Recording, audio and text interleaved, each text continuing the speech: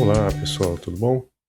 Bom, então vamos dar continuidade ao que a gente estava vendo, que eram os métodos de integração numérica, né? A gente tinha visto o método trapezoidal e também o método do ponto central, né? A gente viu que o método do ponto central se aproximava a função todo intervalo por um valor constante, que era o valor da função no ponto central do intervalo, né? Ou do ponto central de cada subintervalo. Aí a gente melhorou um pouco. A gente foi para o método trapezoidal, onde você aproximava a função por uma reta, que é um polinômio de primeiro grau. É isso? Mas muito bem. Então o que a gente vai fazer agora? A gente vai progredir e vai para o método de Simpson. Na verdade, a gente vai aprender método de Simpson de dois tipos. Vamos lá. Então, o que seria aí a ideia por trás do método de Simpson? Então, o método trapezoidal, a gente viu, né, aproxima integrando por uma linha reta, que é um polinômio de grau 1, né? E, em tese, uma melhor aproximação pode ser obtida com a representação do integrando como uma função não linear e de fácil integração. Não linear e de fácil integração. Que é coisa mais fácil de integrar do que polinômio, não é? E a gente já aprendeu a fazer interpolação polinomial, né? Então, uma classe de métodos com essa característica, chamados de regras de Simpson ou método de Simpson, usa polinômios quadráticos, que seria o método Simpson 1/3, e polinômios cúbicos, que seria o método Simpson 3/8. Tá? Então, a gente vai aprender hoje esses dois métodos de Simpson aqui, 1/3 e 3/8. Então, vamos lá. Se for um polinômio de grau 2, seria um polinômio assim, né? Olha aqui, aqui você tem um polinômio de grau 2, isso daqui seria o método de Newton, né? Então, qual que é a ideia, né? Vamos ver graficamente, seria isso aqui. Aqui está a curva da função f de x que você quer integrar, intervalo de a até b, né? O que você vai fazer? Você vai aproximar isso daqui por um polinômio de segundo grau. Para isso você vai usar 3 pontos, né? Quais seriam os 3 pontos? Ponto inicial, ponto final e o ponto médio, tá? Ponto x2 aqui, que seria a mais b sobre 2, é o ponto médio entre os dois aqui, né? E aí a gente vai ficar com 3 pontos, x1, x2 e x3, para fazer a interpolação. E esses pontos estão igualmente espaçados, tá? Então, se você quiser aplicar o método de Simpson da maneira mais básica possível, seria dessa forma aí, com 3 pontos no seu intervalo. Menos que 3 pontos não tem como fazer, porque você precisa aqui de um polinômio de grau 2, né? Muito bem. É lógico que esse polinômio aqui não vai ser representar a função, mas já melhora, né? Já dá uma melhorada aí. Bom, vamos prosseguir aqui, né? Então, qual que é a ideia? Se essa é a parábola, né, que interpola a função para aqueles 3 pontos, então a gente vai fazer o seguinte, ó, né? Aqui a gente se lembrar lá, né, de como fazia, né? O alfa, primeiro seria o A1, né? Seria a função calculada no primeiro ponto. O beta seria a diferença dividida de primeira ordem, né? Usando os pontos x1 e x2. E o gama seria aquela diferença dividida de segunda ordem usando x1, x2 e x3, né? E, já que tudo é igualmente espaçado aqui, né? Aí vai aparecer o h aqui, ó. H nesse termo aqui está aparecendo ao quadrado, né? Isso daqui seria h também, né? E onde o h é igual a b menos a sobre 2. Então, substituindo lá as constantes de volta à equação, né, a gente vai ficar com um polinômio aqui, que seria esse polinômio, né, com alfa, beta e gama dados por essas expressões aqui. Se você for integrar esse polinômio, você acaba com esse resultado aqui. Você termina, no fim das contas, com esse resultado aqui.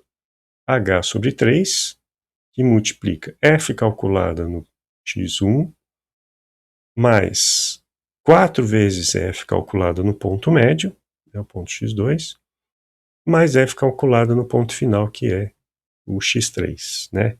Nós dividimos aí nosso intervalo só em 2 subintervalos, e é o mínimo que eu consigo para aplicar o método de Simpson, né? Muito bem. Da mesma forma que a gente fez para o método trapezoidal, a gente pode fazer o método de Simpson composto, né? No caso, a gente está vendo o método de Simpson 1/3. Por que aqui 1/3? Porque tá vendo que aqui aparece o h sobre 3, 1/3 de h. Né? Então, o que a gente vai fazer? Dividir em subintervalos, né? Vários subintervalos. E aí, cada 2 subintervalos, a gente pode aplicar, né, o método de Simpson individualmente, aí a gente fica com Simpson composto. Aqui, ó, como aparece na imagem, né? Então, na verdade, você vai dividir a integral nesse intervalo que vai de A até B, né, em várias integrais numéricas. I2, I4, I6, até chegar no último aqui, né? Tá vendo que está indo de 2 em 2, né? A ideia é a seguinte, só para ficar mais claro, né? Para a gente saber. I2 seria o quê? O método de Simpson aplicado aqui, centrado no ponto x2, né? Então a gente vai pegar um ponto anterior ao x2 e posterior ao x2 para fazer aqui a interpolação, né? Então veja só, né? Aquela função que ela era cheia de tortuosidades, quando você subdivide em subintervalos, né? E aplica cada parzinho de subintervalo a interpolação, o polinômio interpolador fica muito próximo da curva que descreve a função, né? Fica bem melhor a aproximação. Muito bem. Então, a ideia é essa, né? Então, por exemplo, I2, né, vai usar x2, x1, x3. I4 vai usar x3, x4, x5. E assim por diante, né?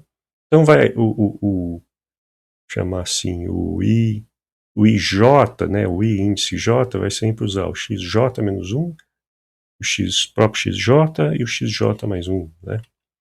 E assim por diante. Bom, então, essa integral aqui, a gente viu que vai substituir pela soma de todas essas integrais aqui, né? Cada uma usando 3 pontos. E a gente sabe que para fosse só uma integral, né, você teria lá, como é que era? H sobre 3, que multiplica f calculada no primeiro ponto, 4 vezes f calculada no central, mais a f calculada no final, né? Então seria, vamos pensar aqui, né? Você faria isso aqui, ó, no final das contas. Ó, vamos pegar o primeiro parzinho de subintervalos aqui, né? Então, você vai calcular f aqui, mais 4 vezes a f calculada aqui no x2, que é esse valor aqui, né? Mais a f calculada no x3. E multiplica essa soma por h sobre 3, né? Aí o próximo subintervalo, olha lá. A mesma coisa, né? Então vai ser a f calculada no x3, ou ela aqui, mais 4 vezes a f calculada no x4, que é o central, mais a f calculada no x5, que é o finalzinho desses par de subintervalos, né? E assim por diante, tá vendo? Aqui nós fizemos para 2, 4, 6, 8, 10, 12 subintervalos, né? Então a gente tem aqui, ó, e 2, e 4, e 6, e 8, e 10, e 12. Ok? E aí vocês notem, né, que para cada parzinho desse, você vai ter 1 vezes isso, mais 4 vezes isso, mais 1 vezes isso. O próximo subintervalo, o problema é que ele começa com o último ponto do subintervalo anterior, né? Então vai usar aqui de novo 1 vezes isso, mais 4 vezes isso, mais 1 vezes isso. E assim por diante, né? Então, sempre que passa de um par de subintervalo para o próximo, de uma interpolação para outra, vai ter um ponto em comum aí, né? Final de um é o começo de outro. Então, o que eu vou ter aqui, ó? Os pesos serão 1 vezes o primeiro, mais 4 vezes o segundo, mais 2 vezes o terceiro, mais 4 vezes o quarto, mais 2 vezes o quinto, e assim vai, né? Então tem uma, tá vendo que multiplicando os pontos centrais, que são os pontos pares, eu vou ter sempre um fator 4. Multiplicando os pontos que emendam um no outro, que são sempre pontos ímpares, tá vendo? Eu vou ter o peso 2, com exceção de 2 pontos de índice ímpar, que são o primeiro e o último. Só esses dois que são exceção da regra aí. Então como é que vai ficar, ó? Somando todas essas integrais aí, né? H sobre 3, que multiplica f calculada no primeiro ponto, mais 4 vezes f calculada nos pontos de índice par, mais 2 vezes a soma da f calculada nos pontos de índice ímpar. Não é isso? E ficou faltando aqui o último ponto aqui, que o peso, né, vai ser 1. O fator que multiplica ali é 1, f calculado no último ponto. Olha, parece tranquilo de implementar isso daí, né? Parece tranquilo. Qual que é a única exigência aí? Vocês já perceberam? A exigência é que você precisa de um número par de subintervalos, né? Então, quando for aplicar, o número de subintervalos tem que ser par. Como é que eu faço isso na hora de programar? Vamos aprender a fazer isso. Bom, antes de... Então, vamos lá, mudar para o nosso ambiente de programação aqui. O Jupyter, hoje eu estou com o tema escuro aqui no meu Jupyter, né? Então, a gente vai implementar o método de Simpson 3/4. Né? Então, o que a gente vai fazer? Primeira coisa, definir nossa função, né? Simpson 3/4, Simpson 1/3, desculpa. Método de Simpson 1/3. Né? Então, o que o nosso método de Simpson precisa? Né? Que dados ele precisa? Ele precisa de 4 parâmetros aí. O primeiro é qual é a função a ser integrada, qual é integrando, né? Então, esse primeiro parâmetro aqui da nossa função Simpson 1/3 é integrando, que é, está até especificado aqui, a função integrando a ser integrada. Opa, não é F não, vamos corrigir aqui, que a gente está chamando de integrando. Pronto. Integrando, né? A e B são o começo e o final do intervalo de integração, e N é o número de subintervalos, tem que ser par. Né? E o que a gente vai receber de resposta? Né? Variável de saída I, que é o resultado da integral calculada pelo método de Simpson 1/3, composto, né? Eu não estou nem falando composto aqui, mas a gente já sabe que a gente vai fazer da forma composta, né? Para ter a vantagem do método numérico. E eu vou querer também extrair como informação do resultado aí o H, que é qual é a largura do subintervalo. Tá? Mas isso daí é uma curiosidade que eu vou ter lá no fim. Depois vocês vão ver, vocês vão entender por que eu estou querendo isso daqui. Tá? Numericamente eu queria só o resultado da integral, né? Mas pegar essa informaçãozinha extra. Bom, então aqui estamos dentro da definição. Esse daqui é aquele que vai virar o manualzinho, né? Quando a pessoa quiser entender como que usa a função Simpson 1/3. E aqui, gente, ó a condição. Né? Vou até colocar aqui o comentário. Vou colocar aqui assim, ó. Verificando se é par. Se N é par. Né? Então ele faz o teste aqui, ó. If N, N%2, gente, isso daqui é a função módulo. O que é a função módulo? É o resto da divisão. Então, se for par, o resto da divisão por 2 vai dar 0. Se não for par, o resto da divisão por 2 dá diferente de 0. Né? Então, esse é o jeito de testar. Então, diferente a gente expressa assim, né, como ponto de exclamação igual.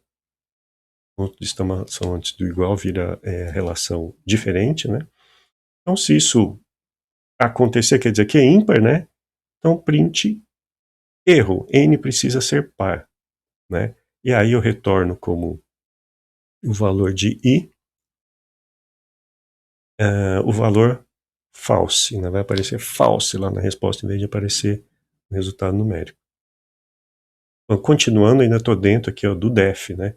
Da definição. Continuando aqui, h, né? O valor de h é b menos a dividido, né? Então seria a largura, b menos a largura do intervalo, dividido por n, que é o número de subintervalos, eu vou ter justamente o tamanho, a largura de cada subintervalo, LH, né? E x aqui, gente, vai ser baseado no número de subintervalos, né? Eu vou ter sempre n mais 1 pontos para n intervalos, né? Então eu vou usar o linspace aqui, ó. Que aí eu garanto que eu vou ter n mais 1 pontos no intervalo AB, onde A e o B também estão excluídos, como tem que ser para a gente, né? Então, f, gente, vai ser o integrando calculado em cada um desses valores de x, e é com f que eu vou trabalhar naquele somatório, né? Vamos voltar lá para o somatório rapidinho. Esse somatório aqui, ó, né? Somatório que seria h sobre 3, né? Então, aqui, ó, f de x1, no nosso caso x0, né? E vai aparecer aqui f de xn, o último valor é n, né? Não vai ser n menos 1, porque no Python começa a contar do zero, termina aqui, né? Aqui entram, que seria a somatória de 2 até n, né? Para a gente vai ser de 1 até n menos 1. E aqui seria de 3 até n menos 1, né? Para a gente no Python vai ser de 2 até n menos 2, né? Então vamos ver como é que está feito lá no... Como é que a gente fez, né? Então, ó, f de 0, peso 1. 4 vezes a somatória, olha lá, começa no f1, que seria o segundo valor, né? Vai até n, na verdade não vai até n, é sempre um índice a menos, né? Vai até n menos 1, como tinha que ser. E pula de 2 em 2. Então esse é um jeito, assim, ó, de escrever uma sequência de índices aqui, né? Então estou pegando todos os valores de f, começando do 1, indo até o n menos 1, pulando de 2 em 2. Tá? E aqui duas vezes aquele outro somatório, né? Que vai pulando de 2 em 2 também, ó.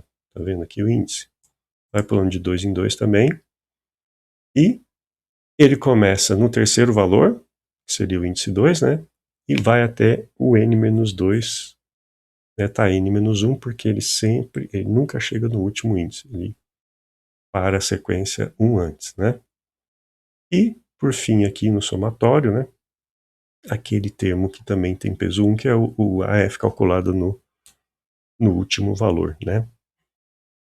Que lá na transparência estava com n, era n mais 1, né? Aqui o nosso índice vai ser n, porque começou do zero. Bom, soma todos esses termos e multiplica por h dividido por 3. E pronto, é assim. Return o quê? Essa integral e o valor da h, do h, né? E aí vamos fazer o nosso testezinho, mesmo que a gente fez lá com o método trapezoidal, né? Então, método trapezoidal, a gente calculou essa integral de seno de x dx de 0 até π sobre 2, que dá 1, né? Resultado aí para a gente testar. Então tá.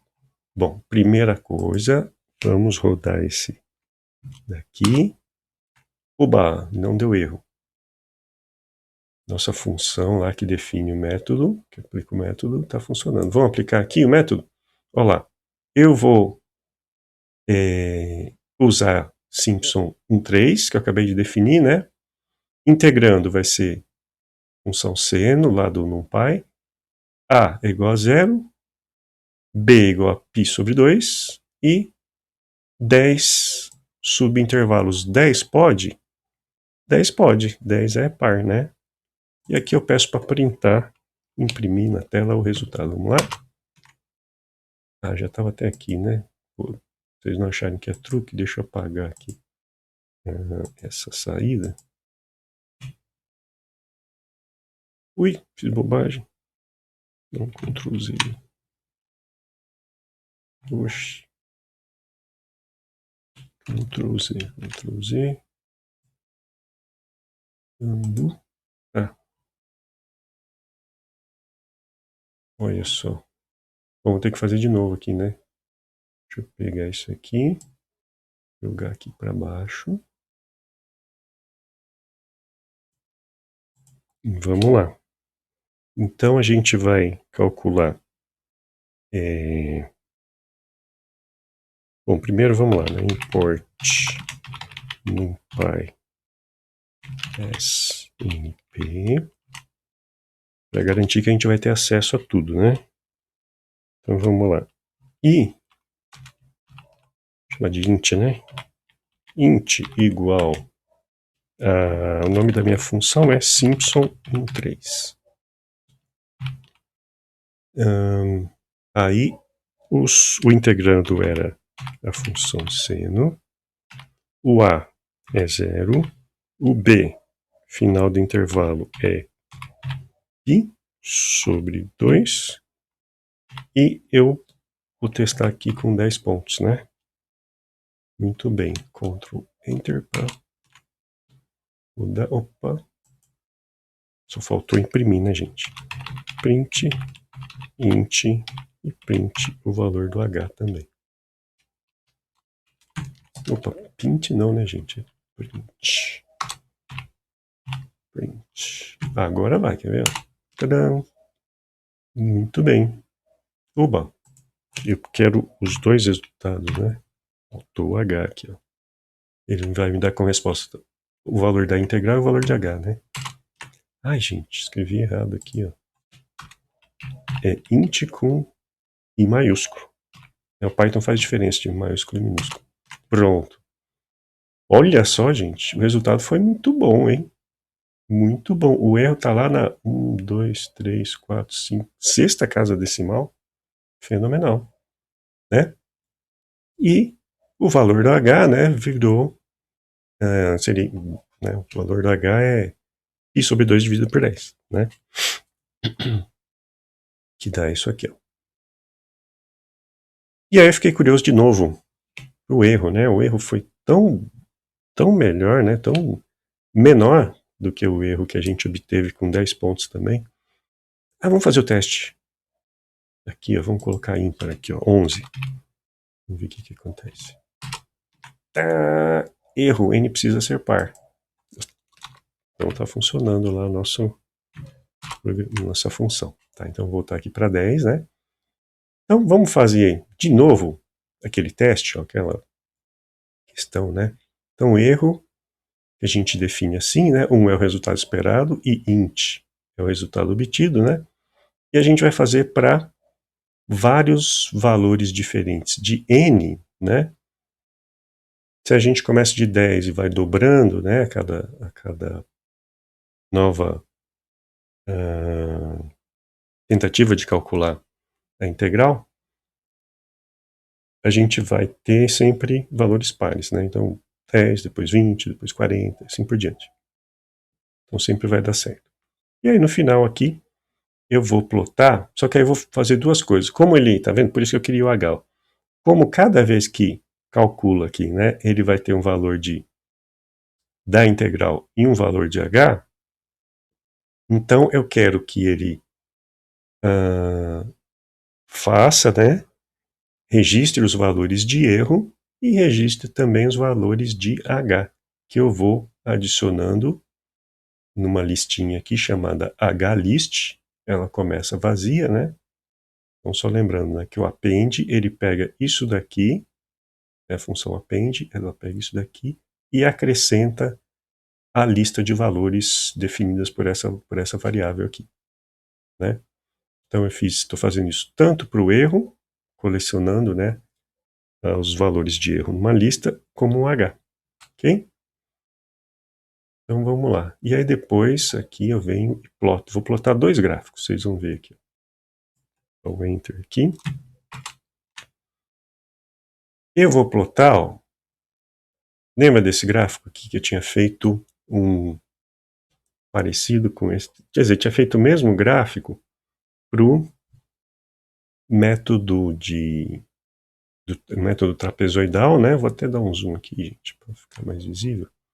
Método trapezoidal, né? E também dava, eu plotei log, tá vendo? Também dava uma reta assim, lembra? Que eu falei, é uma lei de escala, né? Muito bem, uma lei de potência. Agora, olha que interessante, que chega, o erro é minúsculo, tá vendo, gente? Chega aqui, ó, da ordem 10 a menos 15. Mas aí, se eu começo a aumentar muito o número de subintervalos, olha o que começa a acontecer. Ao invés de o erro diminuir, ele começa a aumentar. Começa a dar problemas aí. Por que será? O problema, gente, é que eu estou diminuindo muito o espaçamento, tá? E aí você começa a chegar um limite em que a definição de precisão da máquina começa a falhar. E aí esses erros de truncamento dos valores, eles começam a se somar. Se você está usando ali, ó, quanto que eu estou usando aqui? Da ordem de 5.000 pontos, né? Então vou somar 5.000 erros, erros de truncamento. E aí começa a dar um erro maior. Tá? Aí eu fiz aqui um outro gráfico, que é o erro versus o tamanho dos subintervalos, né? Então, à medida que vai diminuindo aqui o tamanho de subintervalos, o erro diminui também, né? Aumenta o tamanho de subintervalos, aumenta também. Mas, aquilo que eu falei, ó, abaixo de um certo valor aqui, já começa a dar esse problema que o erro de truncamento na representação dos números, dos valores, no Python, é natural de qualquer... É natural da representação de números no computador, né? Tem um limite. Isso daí começa esses erros de truncamento começam a se somar e o resultado fica ruim, não fica confiável. Ok? Bom, e aqui a gente pode refazer lá o exemplo 7.1, que era aquele exemplo do avião, né? E vamos rodar aqui, ó, com o método de Simpson 1/3. O resultado deu aqui. Se vocês compararem lá, né, esse valor aqui com o valor esperado, vocês vão ver que esse aqui, de fato, é mais próximo. Ok? Bom, e na sequência aí vem o Simpson 3/8. Para falar do Simpson 3/8, vamos voltar lá aqui no slide, né? No Simpson 1/3, eu precisava de 3 pontos para interpolar um polinômio de segundo grau, né? Agora, no Simpson 3/8, o que eu vou precisar? Eu vou precisar de um polinômio de grau 3 para interpolar. Essa é a ideia, né? E aí, um polinômio de grau 3, eu vou precisar de 4 pontos para interpolar. Opa, desculpa. Então, vamos aqui para o método de 3/8. Olha lá. Agora, um polinômio de grau 3, né? Ele vai ter vai ter uma inflexão aqui, né? Duas concavidades, né? É um polinômio expresso assim, né? E é aquela ideia, né? O que você vai fazer então? Pensando aqui que agora eu tenho 4 pontos, né? Estou pensando no todo o meu intervalo dividido só por 3 subintervalos de mesmo tamanho, né? E que isso vai me dar os 4 pontos que eu preciso para interpolar o polinômio de grau 3, né? Preciso de 4 pontos. Muito bem. Bom, na hora que eu aproximo a minha função por esse polinômio aqui, né? E aí a gente voltaria lá naquele polinômio de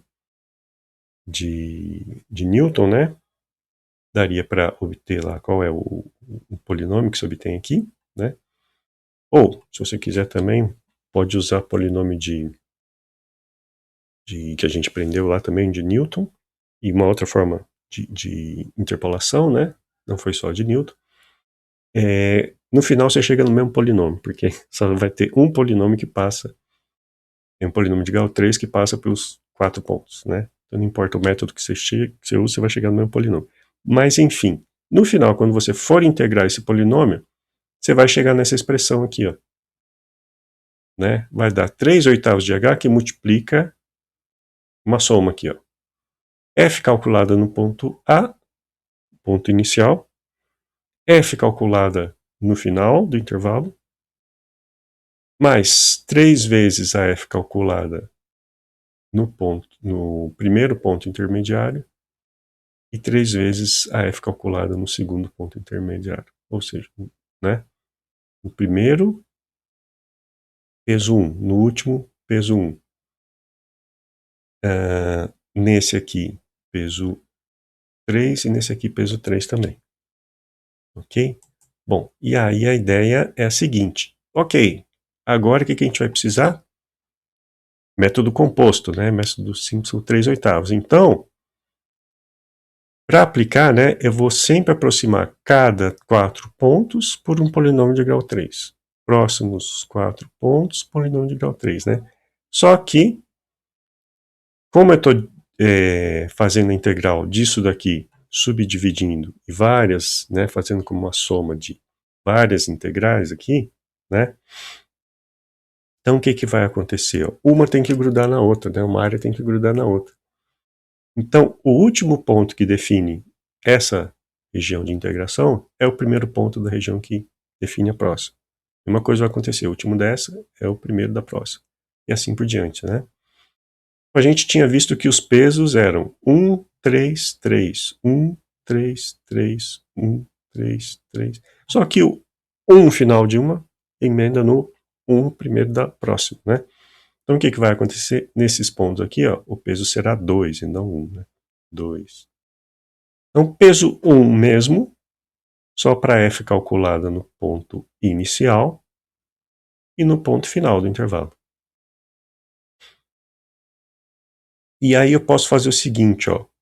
Conta aqui comigo, ó. No x2, pula 2, x5, pula 2, não, desculpa, pula 3, x7. Então, ó, x2, x5, né? Quem que vai ser o segundo ponto de cada subintervalo? O x2, o x5, o x8, o x11, né? Então, qual que é a diferença de um para o outro? De um para o próximo índice, né? Que seria sempre o segundo de cada intervalo aqui. São 3, né? Para esses daí, o peso é 3. A mesma coisa para o terceiro ponto de cada subintervalo, né? x3, x6, x9, x12, né? Vai de 3 em 3 também. Olha lá. Dá para programar isso daí facilmente. A gente já viu como é que faz. Então, né, colocando isso daqui tudo junto, isso aqui está feito, né, para 12 subintervalos, né? Por que 12? Que número estranho, né? É porque é o seguinte, né, gente? Para aplicar agora o Simpson 3/8, eu preciso sempre de 3 subintervalos em cada sub-região ali, né? Então, eu vou precisar, né, de subintervalos. O número de subintervalos vai ter que ser um múltiplo de 3 agora, né? No Simpson 1/3, bastava separar. Agora não, tem que ser um múltiplo de 3 para dar certo. Então vamos lá, ó. O fator aqui é 3/8 de H, por isso que é o método de Simpson 3/8, né? Que multiplica a soma, né, da F multiplicado por seus fatores. Então aqui, ó, F de A e F de B, as únicas que têm peso 1, né? As que têm peso 3, quais são? F calculada no segundo ponto de cada sub-região.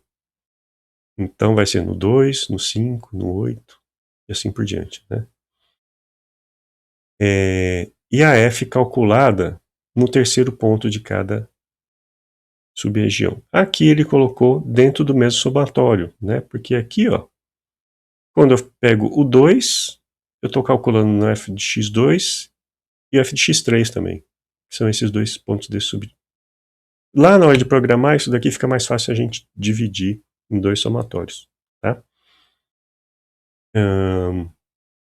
E aqui, aquelas que têm peso 2, que são aquelas que emendam, né, uma na outra. Então, começa do quarto ponto aqui, né?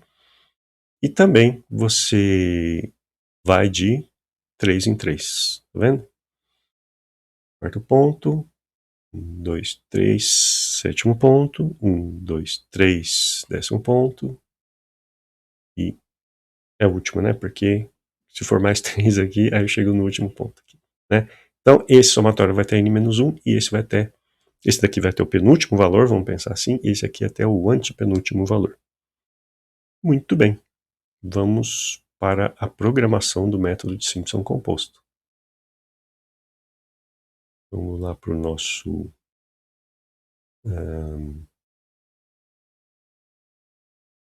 vamos lá para o nosso Jupyter, né? Então aqui tem, de novo, né? Integrando A e B e o número de subdivisões, né? O que vai mudar agora, gente? Que a exigência é que o n precisa ser um múltiplo de 3. Então, isso daqui não pode dar diferente de 3, né? N módulo 3 não pode dar diferente de 0. Não pode dar diferente de 0.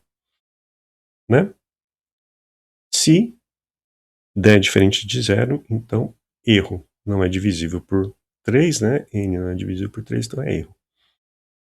Agora, a mesma coisa aqui, ó, não mudou nada. Isso aqui não mudou nada. Nem isso aqui. Né? O cálculo do tamanho de H e obtenção da lista de valores de x para a gente ter entre A e B n mais 1 pontos. F é o integrando calculado em cada um desses valores de x, e é a f que a gente vai usar para fazer a soma aqui. Então, dentro do parênteses, começa aqui e vai até aqui, ó, né, são aqueles somatórios, tá? E eu vou multiplicar por 3h sobre 8. 3 oitavos de h. Bom, então vamos lá. Naqueles somatórios todos aqui. O primeiro valor tem peso 1 e o último também. Tá aqui, ó. O F0 e o Fn, que é o último, né? Lá na transparência era o n mais 1, para a gente vai ser n. Porque o F1 para a gente é F0.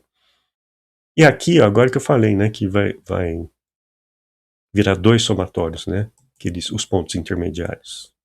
O segundo e o terceiro ponto de cada sub-região. Então o fator era 3, que multiplicava aqui, ó. A soma que começa do segundo valor, vai até o penúltimo, né? E vai de 3 em 3. E tem a soma dos valores de f, o terceiro valor até o penúltimo, que vai de 3 em 3. Mas não teria que ir até o antepenúltimo?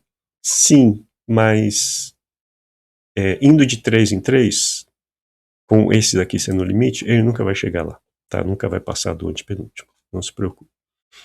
Né? E aqui aquele que tinha o fator 2, né, que é quando numa intervalo o final de um coincidia com o próximo, o começo do próximo, né? Então tá aqui, ó. Então é do quarto valor, né? Você está terminando o primeiro subintervalo, começando o segundo. O quarto valor até o antepenúltimo vai de 3 em 3. Ok?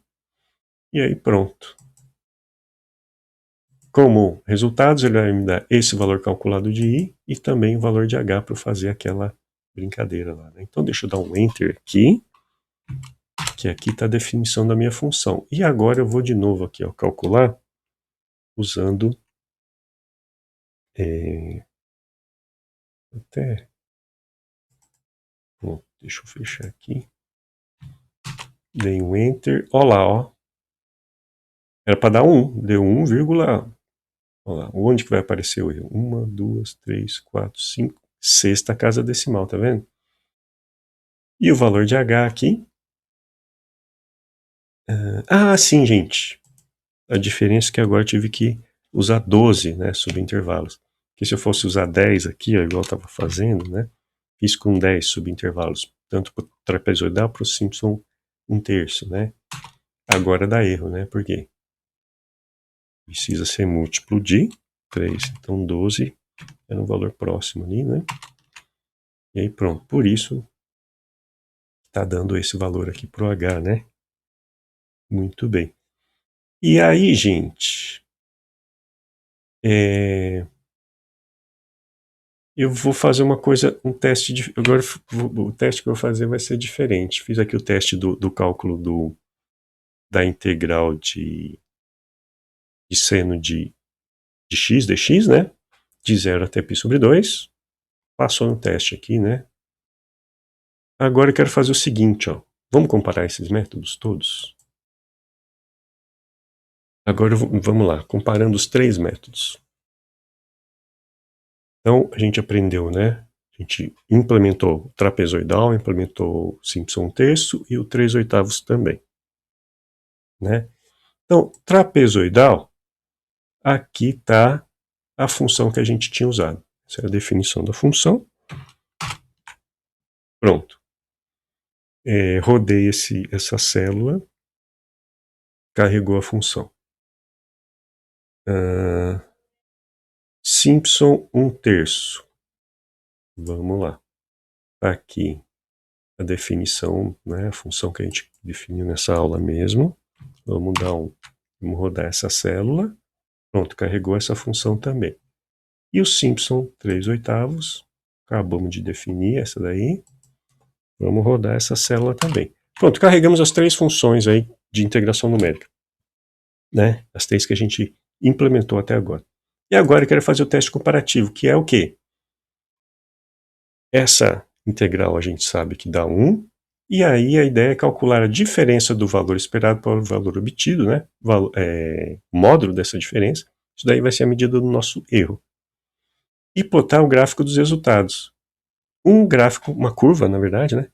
Para cada método. Na verdade não vai ser curva, né? Vão ser pontos ali, né? Então o que a gente vai começar? Por causa da restrição do 3/8, né? Então, e a restrição do Simpson 1/3, né? Então precisa ser par e precisa ser múltiplo de 3, né?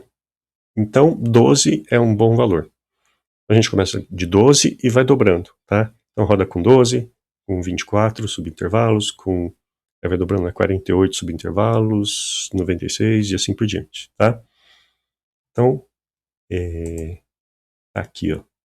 Aquela ideia, né? A gente cria aqui as potências de 2 que a gente vai usar para multiplicar o valor 12. Então, isso daqui vai ser a nossa lista de valores de n, né? E agora, o que eu vou fazer, ó? Eu estou com uma lista vazia aqui para erro T, erro 13 e erro 38, né? Na verdade os erros quando eu uso o método do trapézio. Os erros quando eu uso o método de Simpson 1/3 e aqui os erros de Simpson 3/8, né? Aqui eu vou obter, né, cada vez que eu mudo o valor de n, mudo o valor de h, vai gerar esse hlist aqui, ó. Também uma lista de valores de h, ok? Então vamos lá, ó. For n em nlist, então os valores de n eu vou tirar do nlist que eu criei aqui, e aí, ó, calculo pelo trapezoidal, né? Calculo o erro cometido pelo trapezoidal e adiciono aquela lista lá chamada erro t. Depois, calculo com o Simpson 1/3, calculo o erro e acrescento ao erro 1/3. Mesma coisa aqui para o Simpson, tá vendo? Acrescenta o erro ao erro 3/8, né? E no final aqui, vai ser o mesmo valor de n de h para os três, né? Numa mesma rodada do for, né? E aí vai rodando, rodando, rodando. E aí aqui eu vou plotar. Vou plotar essas duas. Na verdade, eu vou plotar, ó, só o H, tá, gente? O H, os valores de H vão estar no X e os valores de erro vão estar no Y. Ok? Vamos rodar isso aqui. Tadã! Olha só. Para os três deu lei de potência, né? eu fugi da região que começava a dar problema de truncamento, tá, gente? Fugi daquela região, mas enfim, né? Então, os valores de H, tá vendo? Começa aqui da ordem de 10 a menos 1, né? E vai diminuindo até 10 a menos 3, tá vendo? E o erro, olha só como... Esse é o erro aqui para o método trapezoidal. Ele é sempre bem maior do que o erro usado por método de Simpson. Tá vendo? Do que os dois métodos de Simpson. E veja também que a medida está em log-log isso aqui, hein, gente? Log-log. Está dando lei de potência. Estou falando que está dando lei de potência porque o gráfico é log-log. E aí, olha só, que a reta também, né? Além dos valores serem maiores, né? Veja que o erro diminui diminui mais lentamente do que diminui. Tá vendo que a inclinação é diferente, né? Então, quer dizer, se eu pego H e tenho que elevar uma potência, né, para obter o valor do erro, na hora que eu faço aquele ajuste, lembra? A lei de potência seria assim, né? Um fator A que multiplica H elevado a B, né? Então B seria o B seria um valor menor aqui para esse, porque ele é menos inclinado, do que para essa outra curva que cai mais rapidamente, ou cresce mais inclinado, né, do que essa daqui. Ok? Isso quer dizer o quê? Isso quer dizer que esse método aqui, ó, na verdade, né, os dois métodos de Simpson aqui, ele tem um erro de ordem superior, ou seja, o erro depende do H com uma ordem maior, né, uma potência maior do que depende no caso do método trapezoidal, tá? Então, na verdade, o expoente aqui, ó, seria 4 e o expoente aqui seria 3. Depois, se vocês quiserem fazer o ajuste, vocês já sabem fazer esse ajuste aí, né? Tá linearizado aí. Vocês conseguem fazer esse ajuste linear, depois retraduzir lá para a lei de potência. Ok, gente? Bom, então, isso era método de Simpson, 1/3 e 3/8, e comparamos aí que ele dá resultados melhores, né, com erros menores, comparados com o método trapezoidal. Ok?